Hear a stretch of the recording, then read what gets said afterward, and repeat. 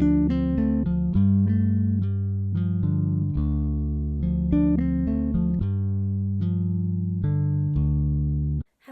and welcome to another video. I literally said in the last clip I filmed at the end of the last video that my pain had been better, and then this morning it's not better anymore. I tell people I have a headache because that's easy for them to understand, but the term headache does not describe the all-encompassing pain I have over my entire head and in my neck. It's just...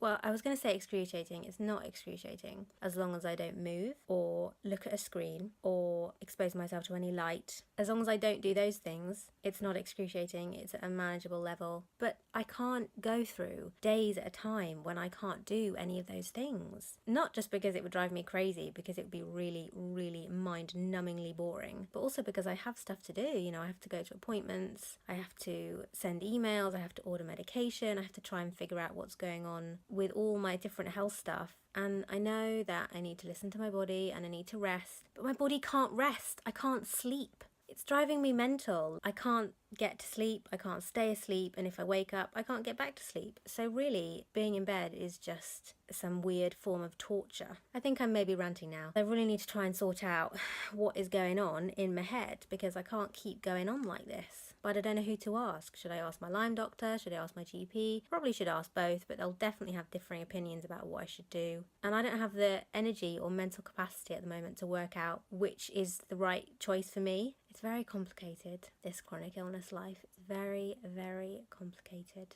Wow, today has been really tough. So much pain, and it has been quite hard to deal with. I was supposed to have a therapy session tomorrow, and I also have to have a shower and wash my hair because I have a doctor's appointment on Wednesday. And I mean, I could probably do one of those things tomorrow in this amount of pain, but I could not do both. So I decided to rearrange my therapy session. I do feel like I need a session. Being in this much pain for this long, it's been like 3 weeks now, is really taking its toll on me. But the doctor's appointment has to be my priority. So it is annoying, but I know I made the right decision, and I'm just going to go to bed now and hope that I get some sleep. This guy has been feeling a little bit under the weather the last couple of days, haven't you? Yes, you have. And that's because he decided to eat a sponge. Yep, you heard that right, a kitchen sponge. He honestly behaves more like a Labrador puppy than he does a kitten, because he will eat absolutely anything. Any food left over on the side, he will have it. Any food you drop on the floor, he will hoover it up. He is the strangest cat I've ever met. He doesn't behave like a cat most of the time. He even plays fetch with hairbands. Don't you? Yes, you do. They're your favourite toys. Yes, they are. Like I said, he was feeling pretty ill. Understandably, because who isn't ill when they eat a sponge? But he's feeling much better today, aren't you? Yes, you are. Yes.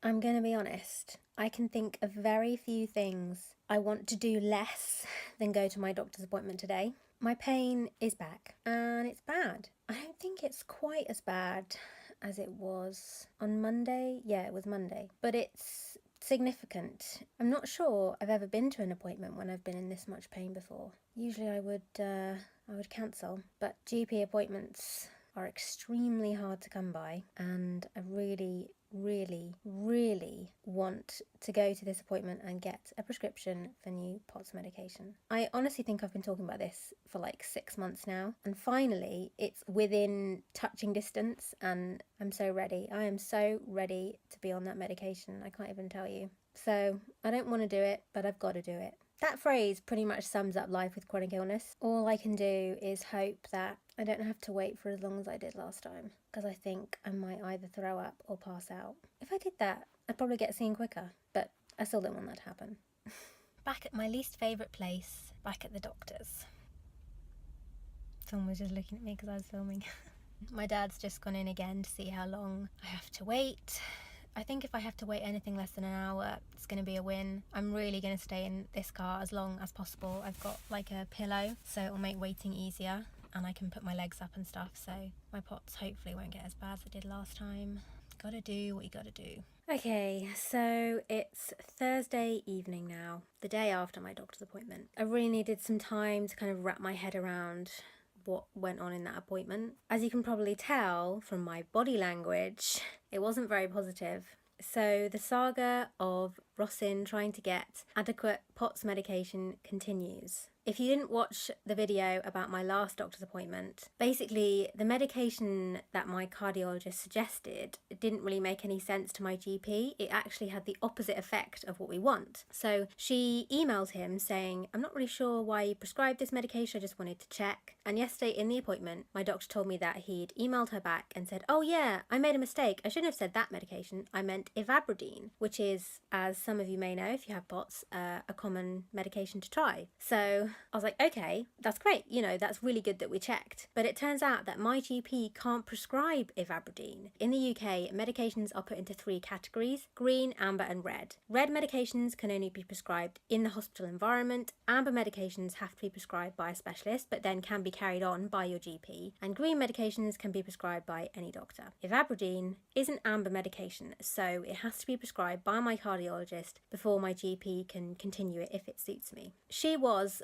understandably frustrated that he didn't just send the prescription through when he emailed her this suggestion, as was I. So she's going to email him again saying, okay, that sounds good, but I need you to prescribe it first. However, here's the catch. Because it's been over a year since he saw me, she thinks he might want to have another face-to-face appointment with me before he prescribes it, which will mean waiting for 3, 4, 5 months maybe to get an appointment at the clinic. She said that when she emails him, she'll mention that I'm really symptomatic. She took a blood pressure reading to prove that my blood pressure is really low and my heart rate's really high. Going to tell them that I'm having nausea and other symptoms, so hopefully he'll just send the prescription through. He won't want to see me again before he does that. This is the 3rd time this cardiologist has messed up. Firstly, he prescribed me beta blockers despite knowing the fact that I had a history of anaphylaxis, and if I went into anaphylactic shock, the beta blockers that I was taking would stop the EpiPens from working and therefore seriously endanger my life. Secondly, he wrote the wrong medication on the letter he sent to my GP. Thankfully, my GP checked. And thirdly, he suggested a medication but didn't send a bloody prescription through. I'm just so angry and frustrated at how long this is taking. And it just sets back my treatment plan because I don't want to do the next steps in my treatment for Lyme before I go on POTS medication, because those steps are going to make me feel worse because of the herxing, because of the detoxing, and I need to feel better with my POTS to be able to handle that feeling worse. I can't handle it otherwise. The blood tests I had done at the hospital were all normal. I don't have celiac disease. Surprise, surprise. But she doesn't want to refer me to a GI specialist until I start the POTS medication, because her hope is that when I start the POTS medication, the nausea and my GI symptoms will get better. I think that might happen because obviously nausea and GI symptoms are part of POTS. But yet again, all this appointment achieved is more waiting. 2017 has been a year of waiting for referrals, waiting for appointments, waiting for medications that never seem to appear. Just got to deal with it, haven't I? Well, yesterday was a bit of a nightmare, to be honest.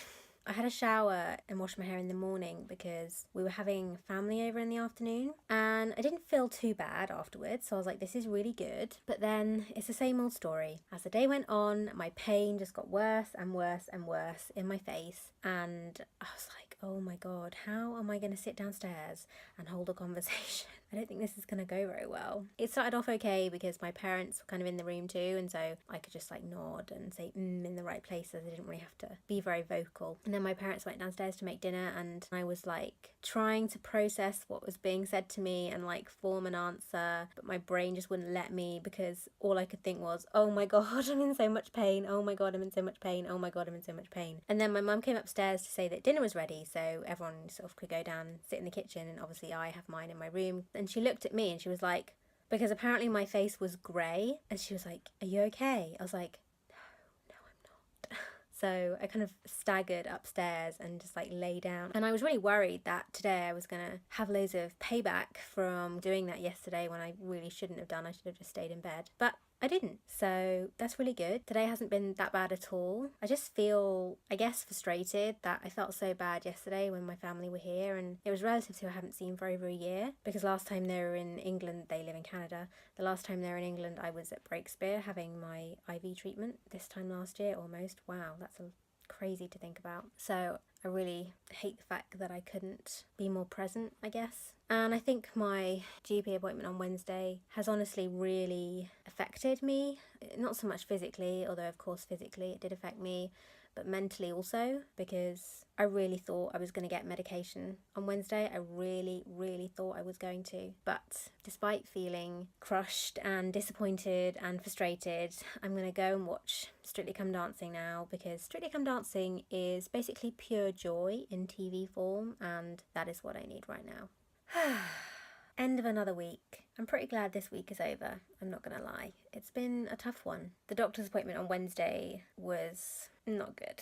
I was really hoping to be on medication and feeling a bit better by Christmas, because that would mean that, I've actually, this is going to sound weird, actually achieved something with this year. I know I shouldn't look at it like that, but I can't help it. But it doesn't look like that's going to happen now. And so that's been a little bit difficult to come to terms with. I think my pain has been a bit better the last couple of days. And that is because I finally figured out what's causing it. I know I thought it was the herb I was on, Scutelleria, it's not that. Then I thought it was the cold, it's not that either. The culprit is my mouth guard. I really only discovered this by accident. I mean, it's a bit of a rubbish situation, because do I want to be in excruciating jaw pain, or do I want to be in excruciating nerve pain? I mean, how do I pick between those two? I'm not sure what I'm going to do. I'm going back to my dentist's beginning of December, so I'll obviously talk to him about it then. But until then, I think I'm just going to kind of play it by ear, leave it out one night, put it in another night, and so on. Just try and keep both pains at a manageable level. I think that's the best I can do. But today's pain has been better, so that's just been really nice. And I spent the afternoon watching the last of the tennis. The tennis season is now over. I'm not sure what I'm going to do with myself. Probably going to be a bit of a loss. So, despite this week being pretty rubbish, it's ending on a relatively good day, and I think that's the best I can hope for. Today marks the end of another week, the end of another video. I hope you've enjoyed it, and I'll see you again next week. Bye!